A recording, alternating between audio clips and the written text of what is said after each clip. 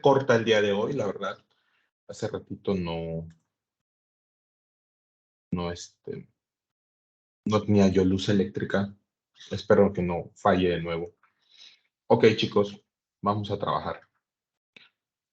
Vamos a revisar un tema muy interesante. Vamos a hablar un poco de COVID-19, ¿no? COVID-19 con un enfoque en el diagnóstico ambulatorio, bueno, el manejo ambulatorio más bien.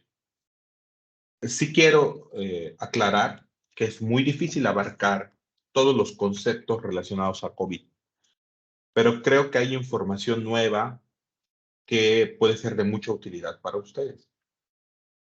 De entrada, sabemos que el SARS-CoV-2, agente etiológico de la COVID, pues es un virus emergente. En 2 años, casi 3 años de pandemia, 2 años y medio de pandemia, hemos avanzado de no contar con medidas preventivas, eh, vacunación, tratamiento farmacológico y otra serie de estrategias para tratar a nuestros pacientes. Y en estos 2 años y medio han aparecido variantes y subvariantes con diferentes tasas de contagio, contagiosidad, letalidad. Entonces, actualmente la variante predominante, la subvariante predominante en nuestro país es Omicron BA5. Sabemos que en Europa hay otras variantes que están desplazando a Omicron, causando una sexta oleada de contagios. Esto no nos exime a nosotros como país. La última oleada, pues estuvo presente en los meses, hace poquito, ¿no? Recientemente, antes de iniciar las clases, había bastantes contagios. Realmente ha disminuido mucho. Es que resulta que Omicron y todas sus subvariantes son altamente contagiosas, muy contagiosas. Afortunadamente, cuadros leves, tanto por las características de la propia variante como por la vacunación, ¿no? La vacunación ha sido una estrategia que ha reducido significativamente las hospitalizaciones. Eh, yo recuerdo la variante Delta, una variante bastante agresiva, debo decirlo. Yo recuerdo que de cada 10 adultos que valoraba por COVID, al menos 2 requerían oxígeno suplementario y al menos uno necesitaba hospitalización con pues, dispositivos de alto flujo de oxígeno, ventilación con presión positiva de manera no invasiva, o ya en casos críticos, intubación con ventilación mecánica, ¿no? Entonces, hay muchísima información sobre COVID, hay muchísima, se está investigando y todos los días aparecen. Si ustedes quieren estar totalmente al tanto de estos cambios, bueno, pueden ustedes en la guía Sanford, en la aplicación Sanford, que les he recomendado una y otra vez que la compren, es una inversión. De hecho, recientemente se actualizó mi cuenta, un costo de 550 pesos al año.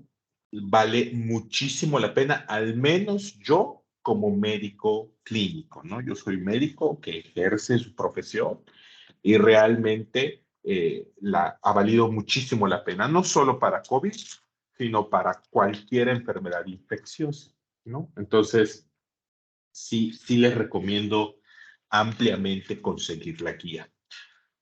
La guía Sanford tiene un apartado específico de COVID-19, específico, solo habla de COVID-19 y de las actualizaciones. También pueden revisar la página de la CDC. Ellos tienen sus propias guías de manejo de COVID. Está también las guías del National Institute of Health, de las guías NIC, que ahorita les voy a mostrar un esbozo muy rápido. Permítanme, si no se va a apagar mi computadora. Un esbozo muy rápido de las guías que pues ellos utilizan para el tratamiento. También está el British Medical Journal, ahí también hay resúmenes bastante didácticos sobre COVID-19. Y tenemos nosotros nuestras guías institucionales. Nuestras guías institucionales, pues, las publica la Secretaría de Salud. Correcto. Entonces, la Secretaría de Salud es la responsable de estas guías institucionales, que son las que vamos a revisar, porque son los lineamientos aplicados en nuestro país y que en cierta forma están alineados a los criterios de la OMS. ¿Ok? Entonces, vamos a empezar. El primer concepto que quiero que ustedes tengan en cuenta es el siguiente. La enfermedad, chicos, se va a dividir en dos estadios fisiopatológicos. El primero se llama estadio o etapa de replicación viral activa, que abarca generalmente del día 1 al día 7 de enfermedad. ¿Ok? Entonces, durante ese tiempo hay mucha capacidad de contagio, la carga viral es alta y se presentan los síntomas característicos y no tanto, porque realmente ahora con la vacunación y las nuevas variantes es difícil hacer diagnóstico de COVID fuera de un contexto epidemiológico de muchísimo contagio. De hecho, ahorita de eso vamos a hablar. Pero la primera etapa es del día 1 al día 7 de la infección. ¿Qué es lo más importante de este concepto? Chicos, los primeros 7 días no se recomienda el uso de esteroides sistémicos. De ninguna clase, de ningún tipo. No es recomendable el uso de esteroides sistémicos los primeros 7 días de la infección. Hay estrategias farmacológicas, particularmente antivirales específicos contra SARS-CoV-2, que se utilizan para pacientes con alto riesgo de hospitalización. ¿Okay? Ya las conocerán ustedes. El más famoso es de farmacéutica Pfizer, se llama Paxlovid. Paxlovid es una combinación entre ritonavir, ¿sí? Y, si no me equivoco, nelmatrivir. Eso ahorita lo vamos a ver, ¿no? Pero esto es muy importante. También hay anticuerpos monoclonales que también se estudiaron. Yo recuerdo que aquí en Yucatán hubo un ensayo clínico que incluyó anticuerpos monoclonales contra COVID para pacientes con alto riesgo de hospitalización. Pero bueno, y también está Remdesivir, pero eso ahorita lo vamos a revisar. A partir de concluida la primera semana, y esto ya es algo clínico, chicos, la mayoría de los pacientes va a experimentar resolución clínica o datos de progresión y empeoramiento a partir de la primera semana. Generalmente necesitamos esperar 5 o 7 días para determinar si una persona enferma de COVID va a progresar hacia formas, sobre todo pulmonares de COVID, neumonía por COVID, o va a entrar en un periodo de convalecencia y recuperación. De hecho, actualmente el periodo de aislamiento es corto. El periodo de aislamiento corresponde, estrictamente hablando, a 5 días, con otros 5 días donde el paciente puede dejar el espacio de confinamiento y ya puede estar en áreas comunes con cubrebocas de alta eficiencia, pero eso lo vamos a ver a lo mejor ya mañana que hablemos de cómo comportarme en casa. Aquí lo importante es esto. No ofrezcan esteroides en la primera semana de enfermedad. Hay una clara asociación entre uso de esteroides y aumento de la mortalidad. Eviten utilizar esteroides en la primera semana de síntomas y aprendan a evaluar de manera recurrente al paciente. Yo, en mi caso particular, cuando valoro a un paciente, día 1 y le comento que me informe por vía telefónica o de manera presencial, dependiendo qué es lo que desee la persona, cómo se encuentra entre el día 6 y el día 7. No, doctor, es que sigo teniendo tos, tengo fiebre, me falta el aire, me oprime el pecho. Hay que ir a revisar a esa persona para descartar neumonía por COVID. Pero eso que quede claro. A partir del día 7, bajo ciertos criterios, donde el más importante, y escúchenlo bien, es el uso de oxígeno suplementario, ustedes pueden indicar esteroides. Ese paciente tiene que tener oxígeno suplementario para poder emplear esteroides sistémicos. Y la recomendación internacional, y esto es pregunta de examen, es dexametasona. ¿Ok? Es dexametasona. A una dosis, vamos a escribirlo en el chat, aquí está, uso de oxígeno suplementario. Ahorita vamos a hablar de en qué momento indicar oxígeno suplementario. Después de 7 días de enfermedad. ¿Ok? Esto es muy importante. Después de 7 días de enfermedad, puedo utilizar justificado el uso de dexametasona. Dexametasona. ¿Ok? Y la dosis recomendada puede ser vía oral o IV. Son 6 miligramos al día por 10 días. Esa es una manera fácil de recordar lo que estamos discutiendo. ¿Ok? El paciente tiene que tener oxígeno, tiene que estar después de 7 días de enfermedad o con datos que justifiquen de verdad el tratamiento anticipado, y el manejo es con dexametasona vía oral o intravenosa, 6 miligramos al día por 10 días. No 8 miligramos cada 8 horas por 3 días, no 8 miligramos cada 12 horas, 2 días y luego ver cómo está. Si ustedes van a iniciar dexametasona, lo importante son 6 miligramos día por 10 días. Eso es pregunta de evaluación. ¿Correcto? Es dexametasona. Y esto es importante, chicos, porque precipitarse, yo he visto muchas situaciones, la verdad, cosas que son muy aterradoras de manejos, de verdaderos cócteles terapéuticos con muchísimas indicaciones, oseltamivir, aciclovir, ceftriaxona, levofloxacino, ivermectina, hidroxicloroquina, colchicina, dexametasona, budesonida nebulizada, anticoagulación con heparina o con rivaroxaban, aspirina. He visto tantas cosas que desafortunadamente se siguen empleando en COVID a pesar de 2 años y medio de experiencia clínica. Pero bueno, entonces, ¿hay hasta aquí alguna duda, chicos? Si queda claro el uso inicial de esteroides, no debo emplearlos en la primera semana, no debo emplearlos en pacientes que no están recibiendo oxígeno suplementario, el de elecciones de dexametasona, vía oral o vía intravenosa, 6 miligramos al día, 10 días. ¿Por qué 6 miligramos al día?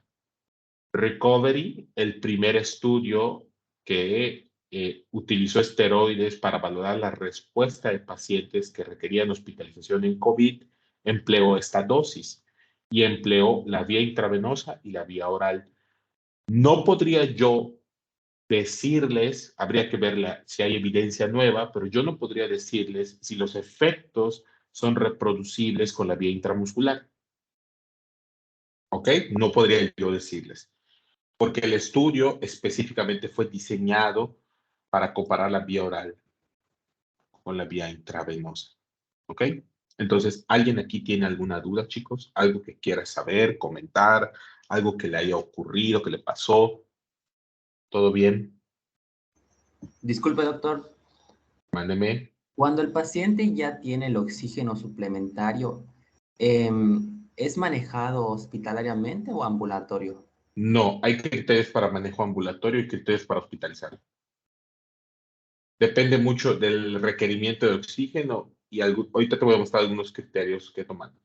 Hay algunos pacientes que abiertamente comentan que no desean ser hospitalizados y existe la posibilidad de ofrecerles manejo ambulatorio, nada más que hay que tener ciertas precauciones, ¿correcto? Aquí lo importante de manera inicial es que no indiquen esteroides cuando no es necesario, porque eso aumenta la mortalidad. Y en caso de que identificaran alguna persona con sospecha o confirmación de COVID-19 y está utilizando esteroide, hay que retirar el esteroide.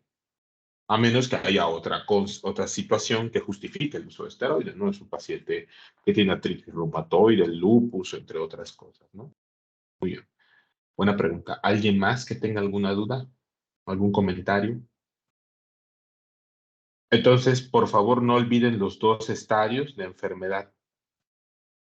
Los primeros 7 días y después de los 7 días. Entonces, esta es la guía institucional del Gobierno de México. Es una guía más bien interinstitucional. Debe ser llevada o debe ser implementada por las tres instituciones, bueno, por la mayoría de las instituciones, las más importantes, Servicios de Salubridad y Asistencia, Secretaría de Salud, el IMSS, el ISSSTE, Sedena, CEMAR, o sea, todos estos participaron. Y aquí voy a hablar inicialmente de lo siguiente.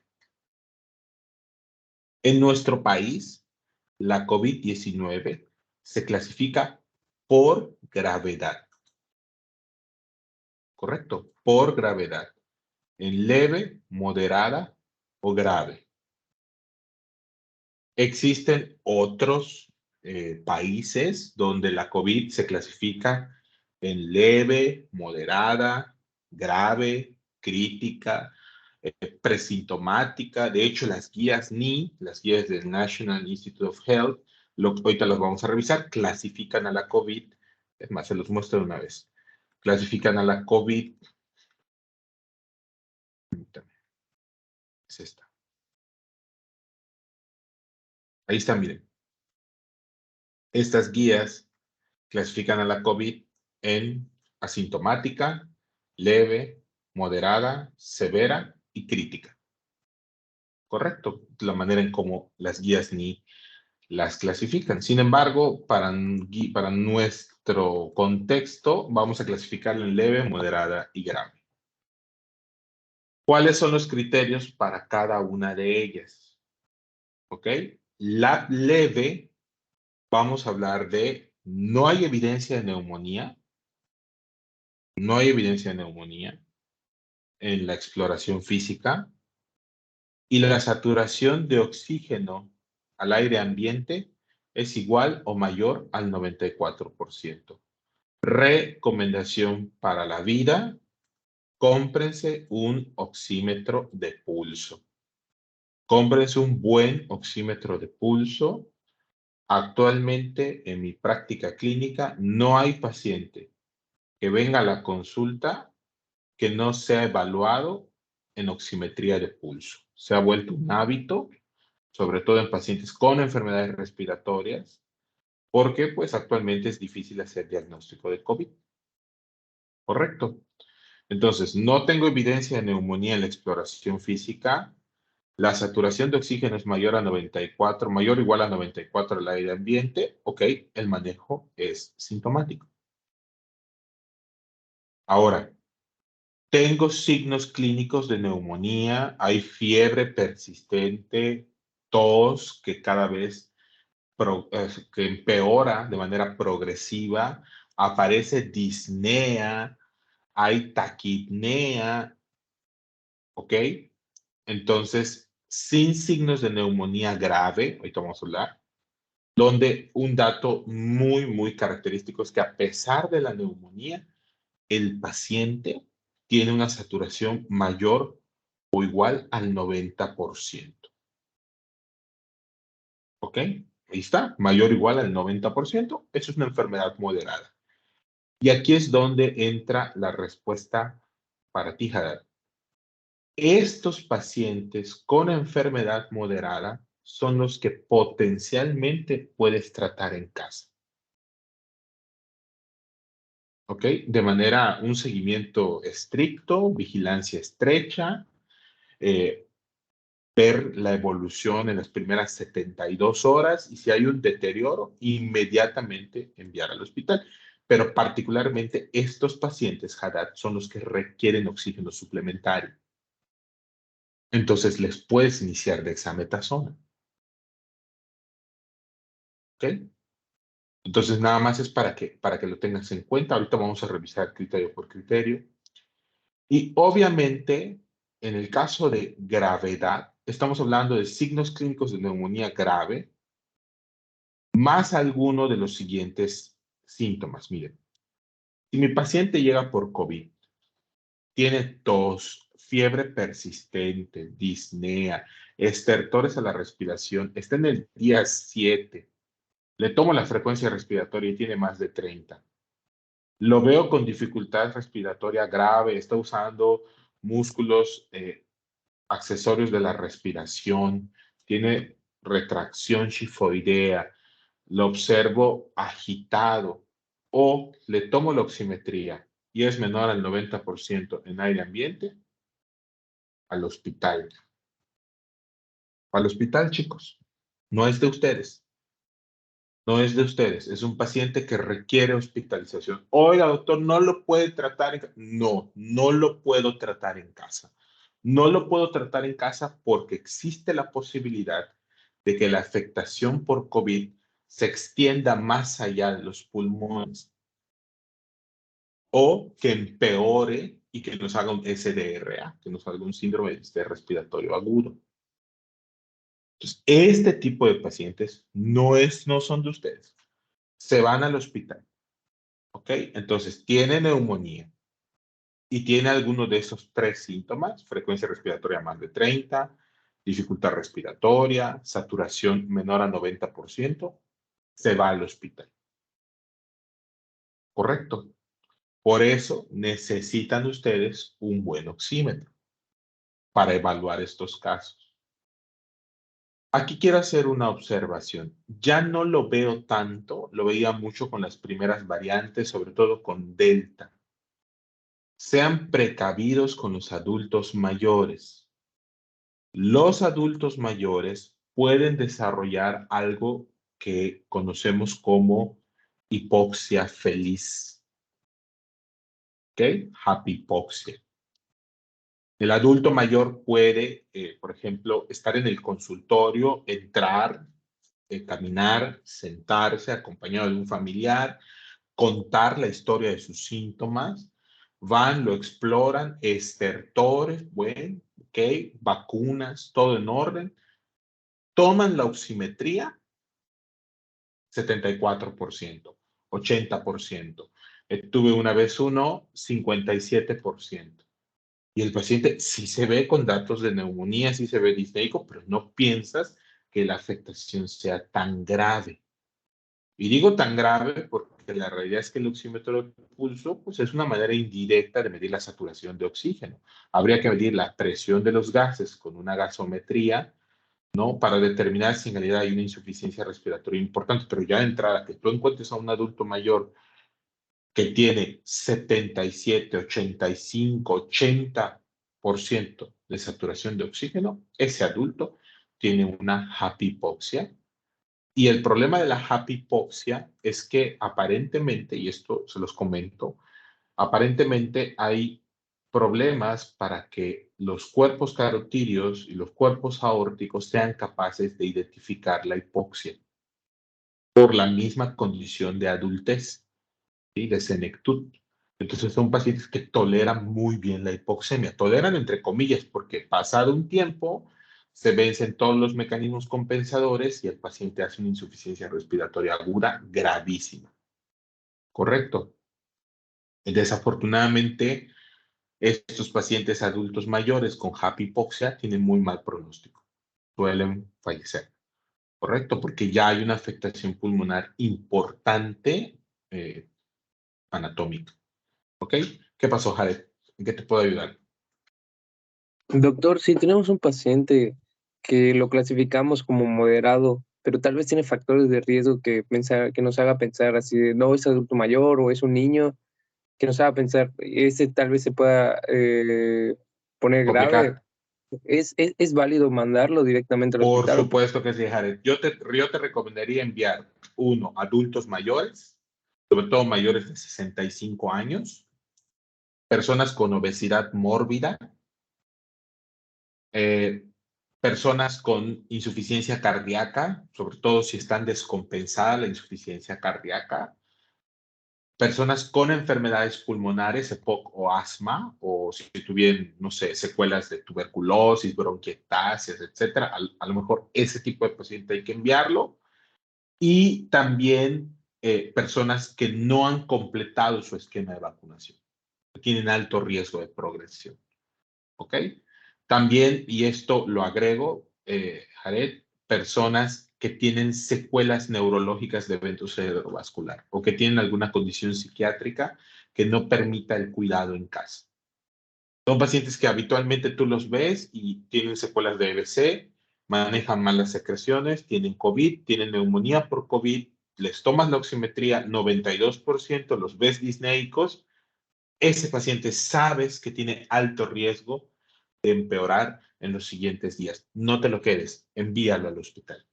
Ahora, imagínate, Jared, que se trata de un adulto de 40 años, una hipertensión controlada, no fumador, no enfermedades previas, no tiene obesidad y tiene una neumonía con 93% de saturación, estertores, disnea leve. Tal vez ese paciente lo puedas manejar en casa.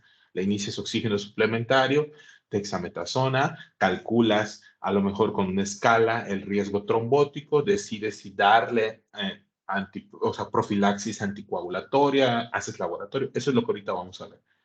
Es muy interesante porque se puede hacer en atención primaria, pero hay que tener mucho criterio y obviamente, pues a ustedes les toca esta parte de la COVID cuando están todavía en tercero, cuarto, ¿no? A nosotros, los médicos, pues jóvenes relativamente hablando, nos tocó enfrentarlo sin ningún recurso.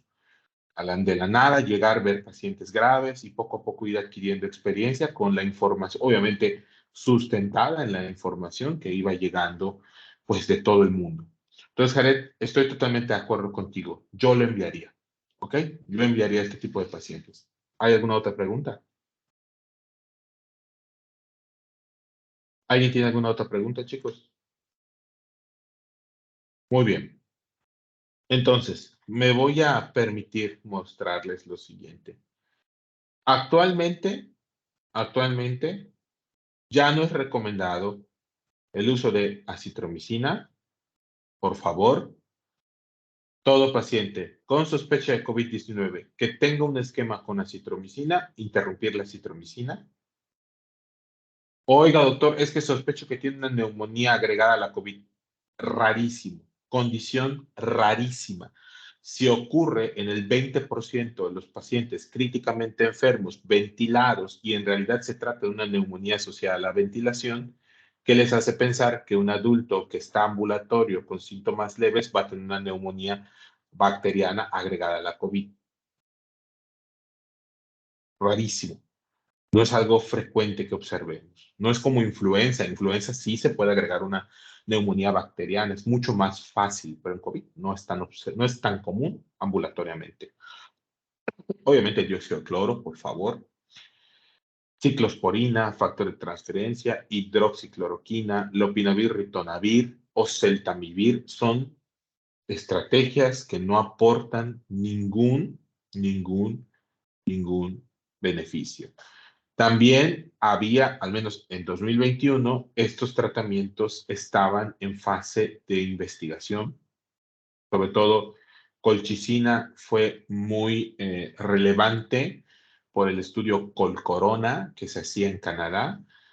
Desafortunadamente, después de revisar la metodología del estudio, la realidad es que hay bastantes puntos débiles en el estudio y tal vez Colcorona no justificaba el uso de colchicina. Lo mismo ocurre con el ácido acetilsalicílico, lo mismo ocurre con estos anticuerpos monoclínicos que ya están actualizados, ahorita vamos a ver de qué se trata.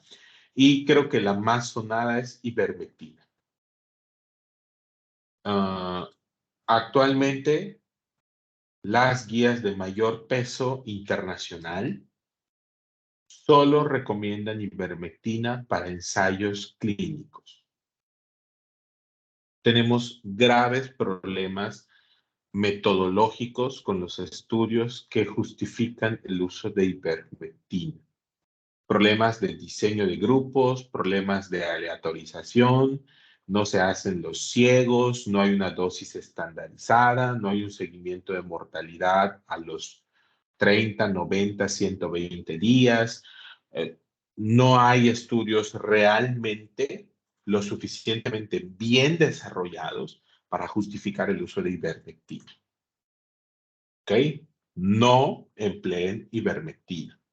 Si están en un protocolo, son investigadores, trabajan en un centro de investigación, bueno, pero realmente en este momento ivermectina, no. Tampoco vitamina D, vitamina C, entre otras cosas. ¿Ok? Hasta acá. ¿Alguien tiene alguna duda, chicos? ¿A alguien de ustedes que enfermó de COVID le dieron ivermectina? A mi doctor. Kilos de ivermectina. A nadie le dieron ivermectina, no se hagan. ¿A quién le dieron ivermectina?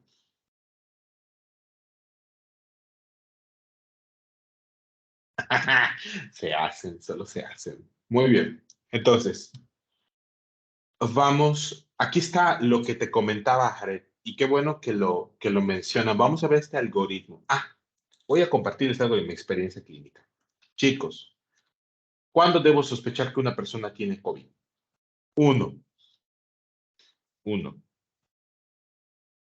Lo más importante o lo más común es el contexto epidemiológico. Si una persona viene con una enfermedad respiratoria, con el antecedente de haber estado en contacto con múltiples personas enfermas o que después del contacto múltiples personas se enfermaron, hay que sospechar COVID por la velocidad de propagación. Con la variante Omicron, yo recuerdo, la original, yo recuerdo casos donde había un contacto con, no sé, 10 personas, 9 enfermaban. O sea, la capacidad, la contagiosidad era muy alta.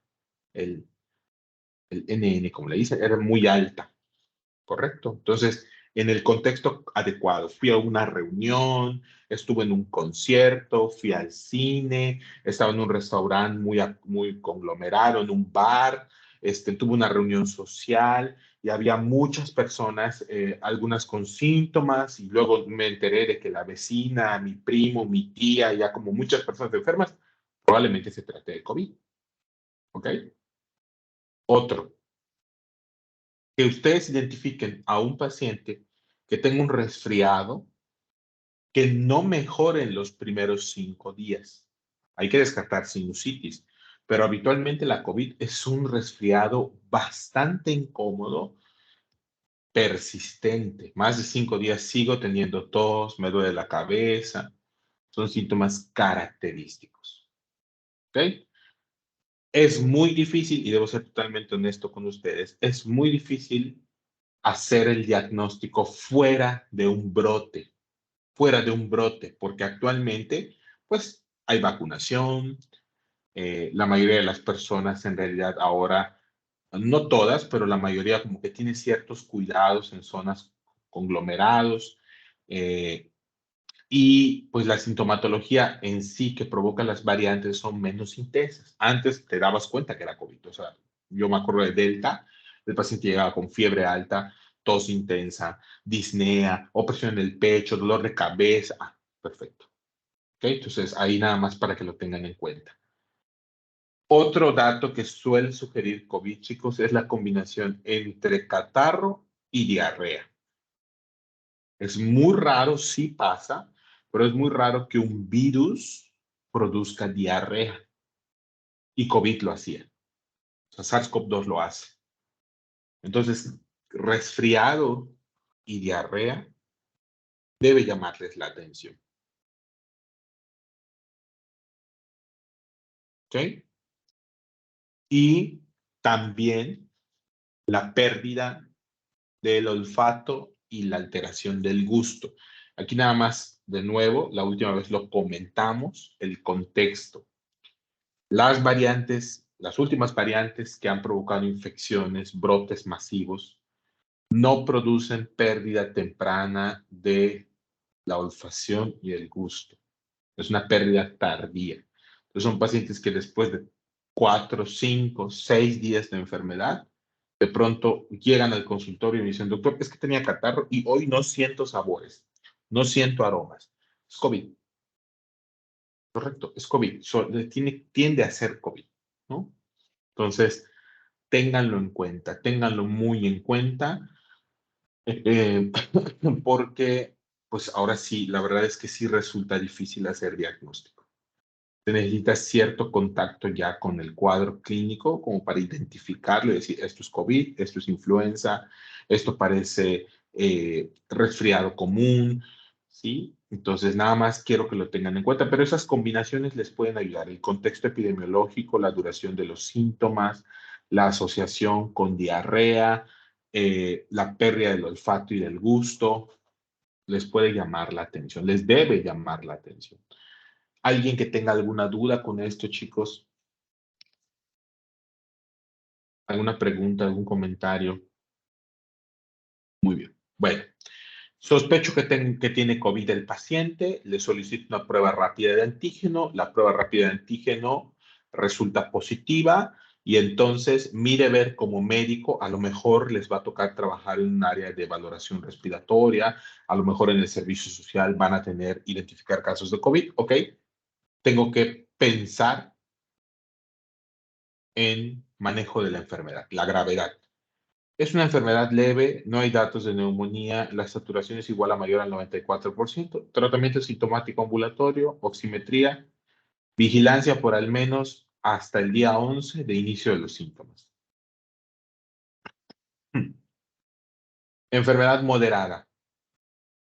Neumonía, saturación mayor o igual a 90%. ¿Cumple criterios de hospitalización? Ahorita vamos a ver los criterios de hospitalización.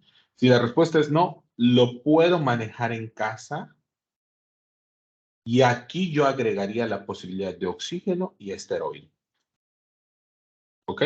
Ahorita vamos a ver eso. Si cumple criterios de hospitalización. Ok, miren. Oxígeno, más corticosteroides, más terapia antitrombótica de acuerdo a la escala de riesgo, remdesivir, tocilizumab. Actualmente hay otras estrategias. ¿Ok? ¿Saben qué? Es un paciente con neumonía grave. Frecuencia respiratoria más de 30, dificultad respiratoria, saturación menor al 90% del aire ambiente. Va directo al hospital.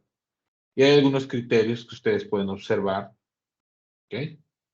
Como este. Este es el que más me interesa que aprendan. Para poder elegir el uso de esteroides, tienen que usar oxígeno suplementario. Por favor. Esa va a ser pregunta de examen. Y si la fallan, los mato. Bueno, no, está grabado eso. Los repruebo. Entonces, ¿queda claro, chicos? ¿Hay alguna duda hasta acá? ¿Todo bien? Ok, perfecto. Entonces, voy a bajar un poquito más. Ahí hay una clasificación. Esa clasificación es la clasificación de la en británica. Ahorita vamos a ver de eso. Y ahí está. Enfermedad leve. No tiene neumonía viral. Aquí lo voy a ir marcando para que vean. Sin evidencia de neumonía viral o hipoxia. ¿Ok?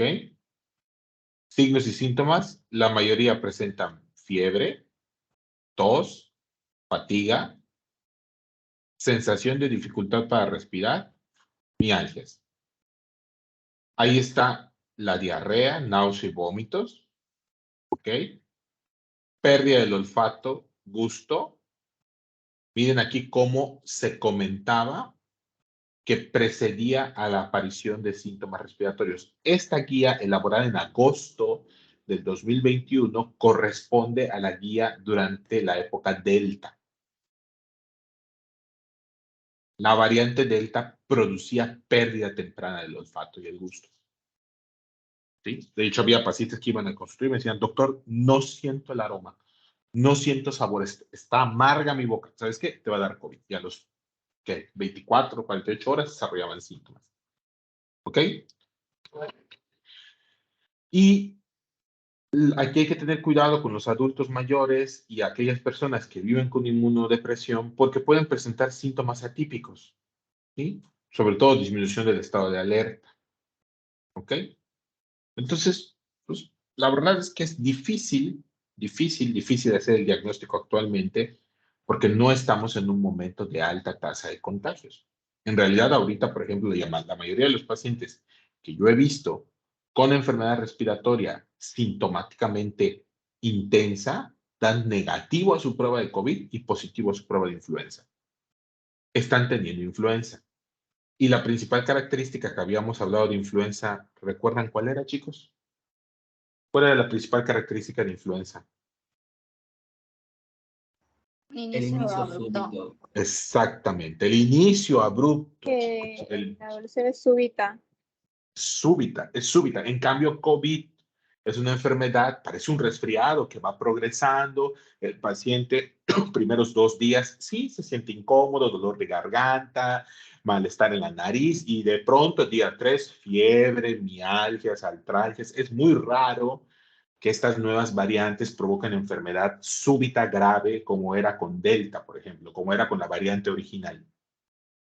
¿Ok? Nada más para que lo tengan en cuenta, porque en los casos clínicos sí hay que como que pensar, esto será COVID, esto será influenza, esto será un resfriado común, será una sinusitis, una diarrea. Bueno, no sé por qué dije diarrea, pero diarrea. Entonces, ahora, ahí está, signos de neumonía, fiebre, tos, disnea, pero la saturación se mantiene arriba del 90. Estamos bien. Y neumonía grave, fiebre, tos, dificultad para respirar, pero frecuencia respiratoria mayor de 30, dificultad para respirar grave y saturación de oxígeno al 90% con aire ambiente. Ahora, voy a hacer una observación. Tengo duda diagnóstica.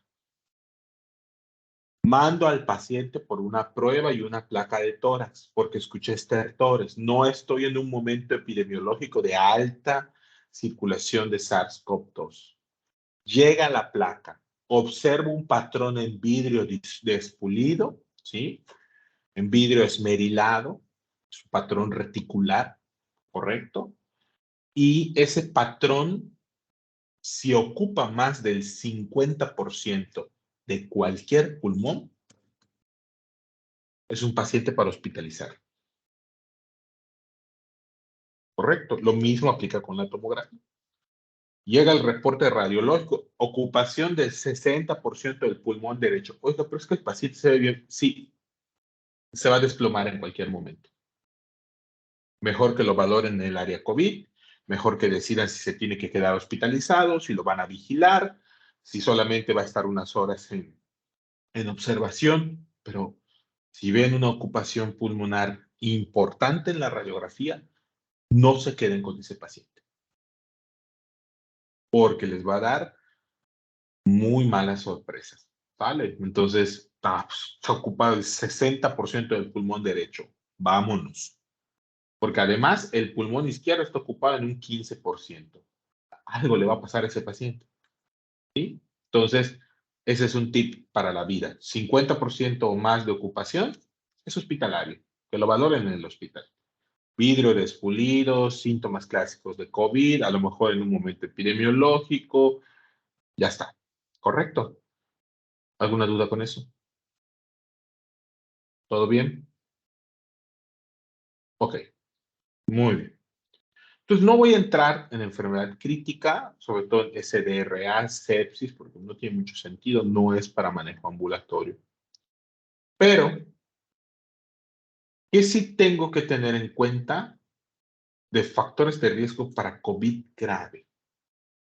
Sabemos nosotros que enfermedad cerebrovascular, secuelas de evento cerebrovascular, enfermedad renal crónica, EPOC, diabetes mellitus descontrolada, insuficiencia cardíaca, por ejemplo, obesidad de más de 30, bueno, con obesidad suficiente, embarazo, sobre todo también puérperas, mujeres puérperas, tabaquismo, etcétera. Wow, o sea, son situaciones que generalmente ponen en riesgo a los pacientes con COVID.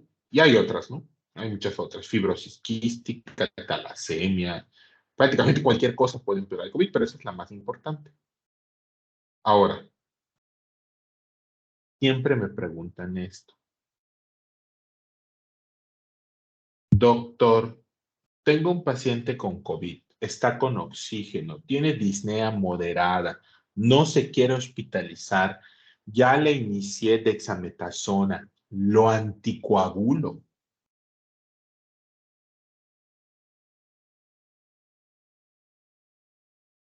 La respuesta debe ser, todos los pacientes hospitalizados se anticoagulan. Decidiste hacer tu servicio social en tal hospital, no sé, en Acanqué, y tienes un módulo de atención COVID. Te capacitan y entras al área COVID, ¿no? Y cualquier paciente que ingresa a esa área necesita ser necesita ser anticoagulado, recibir tromboprofilaxis. Ok, no está hospitalizado, está en casa. ¿Qué decido? ¿Qué hago? Hay que estadificar el riesgo de tromboembolismo venoso. ¿Y cuál va a ser la escala? Caprini modificada. Yo quiero anticoagular o quiero saber si tengo que anticoagular un paciente con COVID que tengo en casa, con oxígeno, tiene un cuadro moderado, no tiene criterio de hospitalización. ¿Ok? Caprini modificado. Esa debe ser mi estrategia.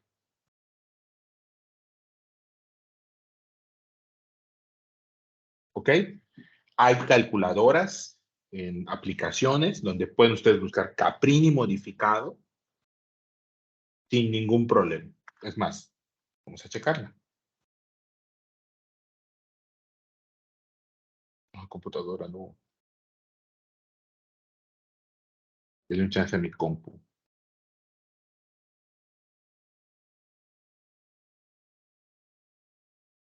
¿Alguien ya encontró la escala?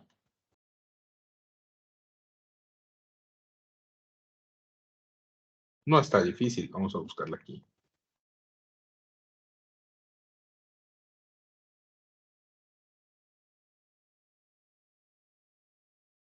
Caprini modificada.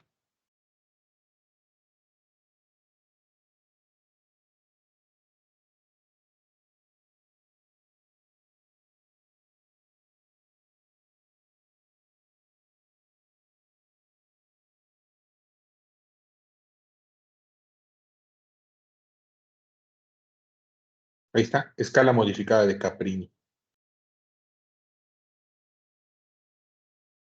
¿Correcto? Y ahí les dicen si hay que anticoagular y con qué anticoagulante. ¿Correcto? Déjenme ver si logro descargarla para mañana y la vemos en el aula de clase. ¿Todavía me escuchan, chicos? Es que no quiere cargar esto. Sí, doctor. ¿Así ven la pantalla? Sí. Acá. Muy bien, es que estoy quedando payaso porque no quiere cargar mi internet. Pero bueno, entonces vamos a usar Caprini modificado y en caso del riesgo de sangrado vamos a usar Improve. Improve, como le decimos, Improve. ¿Ok? Mañana podemos revisarlas. ¿Cuáles son las opciones? Que utilicen enoxaparina o que utilicen los nuevos inhibidores del factor 10 por vía oral, donde el más famoso es Rivaroxaban. ¿Ok? También, bueno, esto igual está en discusión, tendría yo que platicarlo con mi hermano internista. En algún momento también se utilizaron el valor de dímero D como un marcador de microtrombosis. Entonces, si había microtrombosis, recuerden que cuando ocurre el proceso de, ¿cómo se llama esto? Fibrinolisis, se liberan pequeños residuos que corresponden al dímero D.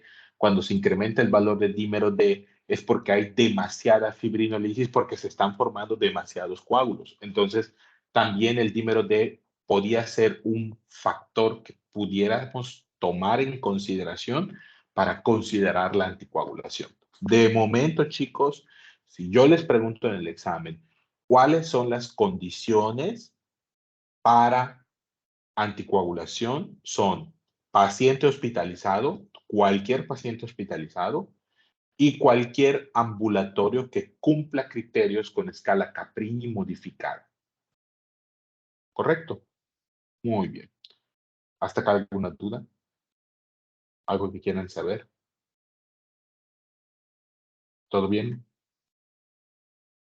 Muy bien. Entonces, Doctor, ¿podría repetir ¿qué cosa? las opciones de tratamiento para tropofilaxis? Ah, sí, claro. Enoxaparina, esa es subcutánea, ¿sí? Y de hecho aquí está la dosis, aquí lo pueden ver, miren. Enoxaparina, dosis profiláctica, esta es dosis antitrombótica. Permítame. Aquí está la dosis profiláctica. Peso del paciente menor a 80 kilos, 40 miligramos vía subcutánea cada 24 horas, durante la hospitalización y hasta completar 14 días del alta hospitalaria. Y peso del paciente mayor a 80 son 60 miligramos vía subcutánea cada 24 horas, durante la hospitalización y hasta 14 días del alta hospitalaria. Eso es lo que está estipulado con enoxaparina. Aquí ya no les comentan cómo es el manejo con los pacientes, con los fármacos inhibidores del factor 10, que es rivaroxaban. Así se llama el medicamento nuevo, rivaroxaban. ¿Ok? Déjenme ver si ya tenemos alguna actualización, lo tendría yo que revisar. Porque pues el rivaroxaban se administra por vía oral, son 10 miligramos al día. ¿Ok? Muy bien. ¿Hasta aquí alguien tiene alguna duda? ¿Pregunta? ¿Todo bien? No les puedo ver, chicos, está bloqueada mi pantalla. Así que si hay alguna duda, gracias, si hay alguna duda que la hagan externa. Muy bien. Entonces vamos a continuar.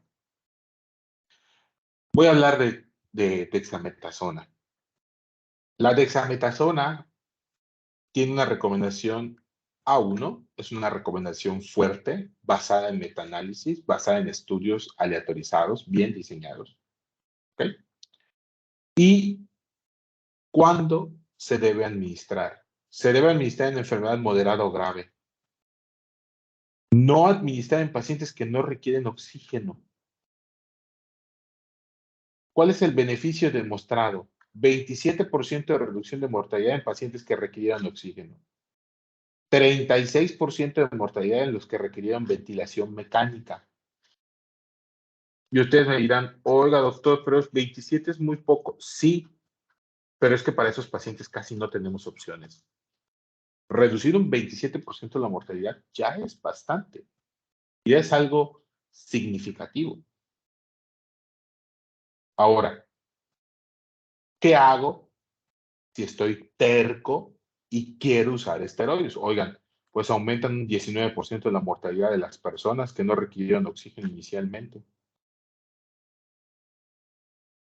Si lo combinan con antiinflamatorios no esteroideos, como la mayoría de los pacientes que veía al inicio de la pandemia, que tenían dexametasona, ketorolaco, ácido acetil salicílico, clopidogrel, obviamente van a tener hemorragia de tubo digestivo. ¿Ok? Un efecto demostrado de los esteroides en combinación con los AINES es el riesgo de hemorragia de tubo digestivo. Sangrado de tubo digestivo alto. Hay que tener cuidado con la combinación. ¿Sí? Más si, por ejemplo, estás combinando dexametasona con ácido acetilsalicílico porque dices, no, pues es que lo voy a anti-agregar. No, cuidado con eso. ¿Ok? A mí solo me tocó ver un caso de candidiasis orofaringia después de 10 días de dexametasona, manejo tópico con nistatina en solución y mejoría, ¿ok? Y obviamente es por supuesto que sí, que puede haber hiperglucemia, sobre todo en personas con diabetes. Hay que ser precavido con personas con diabetes, ¿sí? Porque pues obviamente puede provocar un descontrol y menos común, pero sí la insuficiencia adrenocortical, ¿no? Puede haber también Cushing si se administra dosis muy altas, pero generalmente el problema es hiperglucemia. Y bueno, ahí están todas las alteraciones, ¿ok? Las comorbilidades de importancia, pues son la diabetes tipo 1 y tipo 2, por el riesgo de hiperglucemia y requieren ustedes control metabólico. Y aquí está. La dexametasona son 6 miligramos cada 24 horas hasta 10 días o al alta hospitalaria. Lo que ocurra primero. 10 días. 10 días, por favor. ¿Sí? Puedo usar yo equivalentes. Puedo usar yo equivalentes. Oiga, doctor, es que no tengo dexametasona. Ok. Puedes usar prednisona. 40 miligramos cada 24 horas por 10 días. Y esa prednisona, chicos, recuerden que creo que ya les había yo comentado, viene en presentación de 5, 20 y 50 miligramos. Por lo tanto, pues utilizo 2 de 20. 2 tabletas de 20.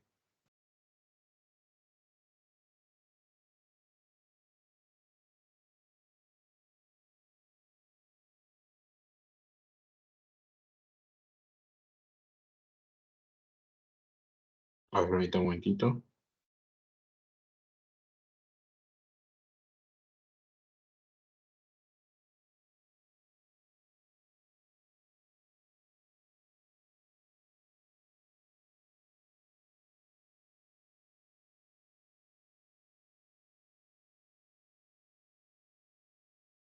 Muy bien.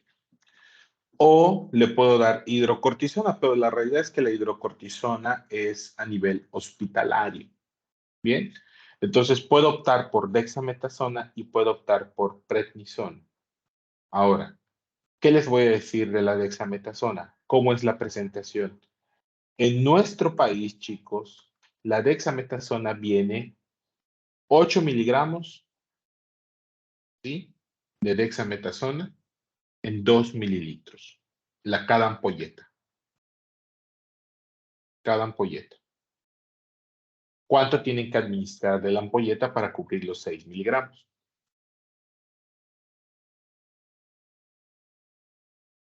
¿Cuánto? 1.5. 1.5. 1.5, ¿sí?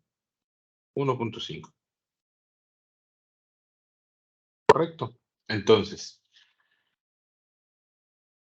con respecto a las tabletas, porque también se puede administrar por vía oral, aquí la marca original es Alim, ¿ok?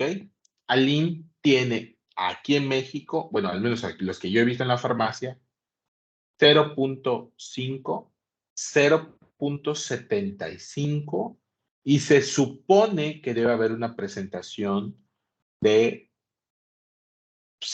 4 miligramos por tableta. Nunca he visto la de 4 miligramos. ¿Ok? Nunca he visto la de 4. Déjame ver si la encuentro por acá. Vamos a ver. Aline.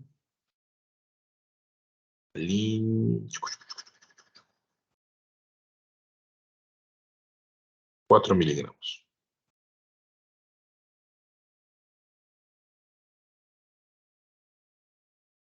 No, hay de 0.5, hay de 0.75, no encuentro de 4. Hay otras presentaciones, bueno, otras farmacias que ya venden la dexametasona dosis COVID, se los juro. Es una tableta de 6 miligramos, así, literal, una tableta de 6 miligramos. Yo particularmente tengo un poco de desconfianza con esas dexametasonas porque son dexametasonas que se diseñaron para pacientes con COVID. Entonces, la realidad es que yo prefiero darle a mis pacientes Alin. Y cuando les doy Alin, pues cuando necesitan por vía oral, les doy 8 tabletas de 0.75. Son 8 tabletas una sola vez al día. ¿Ok? Esa es la dosis que yo utilizo. Si el paciente dice, no, doctor, es que no quiero tomar tanto, son muchas tabletas, existe ese miedo de que por el número de tabletas es el riesgo de efectos adversos, les doy la opción de tomar prednisona, 40 miligramos de prednisona. Pero si se puede, como el estudio fue con dexametasona, debo tratar de preferir utilizar dexametasona. Esa debe ser mi conducta terapéutica. ¿Correcto? Entonces, hasta aquí, ¿alguien tiene alguna duda, pregunta o comentario? ¿Todo bien? ¿Algo que quieran saber? ¿Todo en orden, chicos? Con esto vamos a terminar hoy. Oxígeno. Vean. El oxígeno tiene una recomendación fuerte y el criterio para iniciar tratamiento con oxígeno es hipoxia en reposo o deambulación, menos de 94% al aire ambiente. Si yo tengo un paciente que está en reposo, le pongo el oxímetro, tiene 92%, ese paciente ya es candidato a oxigenoterapia. ¿Ok? Aquí, la oxigenoterapia tiene beneficios sobre la sobrevivencia y obviamente es la condición para poder iniciar esteroides y evitar, en cierto modo, la progresión de la enfermedad. Los riesgos con el uso de oxígeno son principalmente la hipoventilación. Debemos tener cuidado en pacientes con EPOC grave, antecedentes de EPOC grave, postración. Bueno, ¿por qué? Porque estos pacientes tienen alteraciones en la sensibilidad al oxígeno. Entonces, al tener demasiado oxígeno pueden suprimir los centros de respiración y entonces provocar hipoventilación. ¿Ok? Nada más quiero que tengan en cuenta. Tampoco el oxígeno no es inocuo. Puede provocar fibrosis pulmonar, sobre todo si utilizamos oxígeno a dosis prolongadas, o sea, tiempo prolongado y a concentraciones altas de oxígeno. Y aprovecho para mostrarles esto. Ok, ¿cuándo inicio oxígeno? Cuando está por debajo del 94%. Ok, no tengo oxímetro de pulso. ¿Sabes qué? Este paciente en reposo tiene más de 22 respiraciones por minuto. Oxígeno. Pero esto es un caso extremadamente ajeno. No tengo oxímetro de pulso. Estoy en la comunidad, dejé mi oxímetro en mi casa y de pronto me llega un paciente que tiene una prueba positiva, llega y lo veo y está Disney. ¿Sabes qué? Tiene 24 respiraciones por minuto. ¿Ok? Oxígeno. ¿Correcto? Ojo con esto. El objetivo debe ser mantener una saturación entre 92 y 96%. Yo generalmente le digo a los pacientes, con que tengamos igual o mayor a 94, ya está. Con eso. Y mantener esa dosis en lo que iniciamos los esteroides. Cuidado con los pacientes con EPOC. No pueden exigirle oximetrías altas a los pacientes con EPOC. Van de 88 a 94. No intenten llegar al 100% con el oxígeno. Si el paciente está con 95%, la disnea disminuyó, tolera mejor el esfuerzo, ya iniciaron el esteroide, 48 horas, ese paciente se mantiene estable, ok, así nos vamos a quedar. No intenten llevar a los pacientes a 100, 99, 98, no hay beneficio en eso. ¿Ok? Otra cosa que funciona mucho, pronar al paciente, colocarlo boca abajo. ¿Ok? La pronación ¿sí? Se puede utilizar con cualquier forma de administración de oxígeno, incluso en pacientes sin oxígeno que expresan que tienen cierta cantidad de disnea. Los pueden pronar. ¿Ok? Entonces, hasta aquí, ¿alguien tiene alguna duda? Finalmente, voy a agregar lo siguiente. 1. No queden payasos. La verdad, con la cánula nasal, con las puntas nasales, máximo pueden pasar 5 litros minuto. Aquí dice 6, pero generalmente 5 litros minuto. No pueden pasar más. Las cánulas no están diseñadas para aportar mayor concentración de oxígeno. ¿Sí? 1 a 6 litros. ¿Ok? No logré alcanzar mis objetivos de saturación con el oxígeno. Puedo escalar a una mascarilla simple.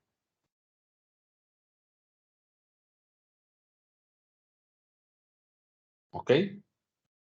Esta mascarilla simple yo puedo utilizar de 6 a 10 litros minuto. ¿Ok? Incluso esta mascarilla simple puedo yo agregarle un reservorio. Y ese reservorio puede ayudarme a elevar la FiO2. ¿Correcto? Puedo yo agregarle un reservorio. El problema está cuando, a pesar de tener mascarilla con reservorio a 10 litros minuto, mi paciente no logra la meta de oxigenoterapia, el valor de oxígeno de pulso. En ese caso, chicos, ya no es de ustedes. Ya no es de ustedes porque van a requerir una mascarilla Venturi, y las mascarillas Venturi requieren de tomas de oxígeno de alto flujo. Obviamente esas no hay en casa. Entonces, yo puedo ir progresando. Vamos a ponerlo así. Empiezo con puntas nasales. No logré mis metas de oxígeno, mascarilla simple. No logré mis metas de oxígeno, mascarilla con reservorio. No logré tener las metas con mascarilla y reservorio. El siguiente paso es hospitalizar, porque van a requerir una mascarilla Venturi que necesita una toma con alto flujo de oxígeno. ¿Sí? Esto es muy importante.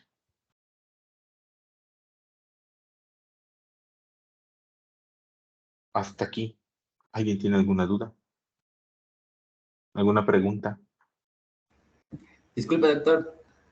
Mándeme. ¿A los cuántos días de haber iniciado los síntomas se recomienda o está indicado la realización de la prueba de antígenos, o no hay un día específico? Ok. Generalmente las pruebas de antígeno tienen su máximo rendimiento entre el tercero y sexto día de síntomas. Y no son pruebas que se recomienden para el diagnóstico de personas asintomáticas. ¿Correcto? No deberías utilizar esa prueba para buscar casos asintomáticos. Entonces, con que la prueba esté entre el día 3 y el día 6, buen rendimiento de la prueba. Tengo ahí unos artículos que les puedo mandar, pero generalmente esa es la recomendación habitual. ¿Sí? ¿Alguna otra pregunta, chicos? ¿Alguna otra cosa que quieran saber? De todas maneras, mañana vamos a terminar de revisar esto. ¿Algo más que quieran saber, chicos? Bueno, entonces, mostrarles nada más esto. Esta es una guía de la OMS que también comparte el British Medical Journal. Entonces, tengo enfermedad no severa, severa, crítica. Si se dan cuenta, la forma de clasificación es distinta a la que usamos aquí, pero quiero que observen esto. No severa, no hay datos. el paciente tiene condiciones que favorecen la alta probabilidad de desarrollo de complicación, o sea, tiene condiciones que favorecen las complicaciones o el empeoramiento clínico, nirmatrelvir con ritonavir. Ese es Paxlovid. Molnupiravir, totrovimab, remdesivir o casirivimab con indevimab. Todos estos son anticuerpos monoclonales. Este es anticuerpo monoclonal, este es anticuerpo monoclonal, antiviral. El remdesivir es un antiviral parenteral. Molnupiravir y nirmatrelvir con ritonavir son orales. En México vamos a tener, o deberíamos ya empezar a recibir, nirmatrelvir con ritonavir y tal vez molnupiravir. Hay remdesivir, pero está totalmente destinado actualmente para el manejo de casos graves. Entonces, nada más quiero que lo vean. Existen opciones para pacientes que tienen alto riesgo de enfermedad. ¿Qué cosas ya no se recomiendan? No se recomiendan corticosteroides en enfermedad leve, chicos. Aquí están los corticosteroides. Aquí está tocilizumab, piracetinib. Aquí están. ¿Ok? También aquí está remdesivir, pero ya no lo veo por acá, pero debe estar remdesivir también por acá. ¿Sí? Y no utilizamos ivermectina a menos que sean en el contexto de ensayos clínicos y el plasma convaleciente también en contexto de ensayos clínicos. Esta guía es la actualización del 14 de julio del 2022. Pues nada más para que lo tengan en cuenta. En la página del Gobierno de México ya está la guía nueva, creo que es esta es de marzo, si no me equivoco. Esta es de marzo, porque aquí ya se recomienda Paxlovid, molnupiravir y remdesivir, que eso es lo que vamos a revisar mañana, con algunas recomendaciones sobre aislamiento, cuándo puede salir un paciente, cuándo puede utilizar mascarilla de alta eficiencia, qué hacer si tuve contacto con un adulto que tiene COVID, cómo me comporto clínicamente. ¿Ok? ¿Hasta aquí alguien tiene alguna duda? ¿Pregunta o comentario, chicos? ¿Todo bien? Muy bien. Entonces, nos vemos mañana. Revisamos, terminamos de ver COVID. Quiero ver esta parte con ustedes y si hay alguna duda que haya salido y que no quisieran comentar ahorita, la discutimos mañana. ¿Les parece? Si no hay ninguna pregunta, nos vemos mañana a las 11 de la mañana. Que estén bien. ¿Vale, chicos? Ok, doctor, nos vemos. Cuídense mucho. Gracias. Échenle ganas. Bueno.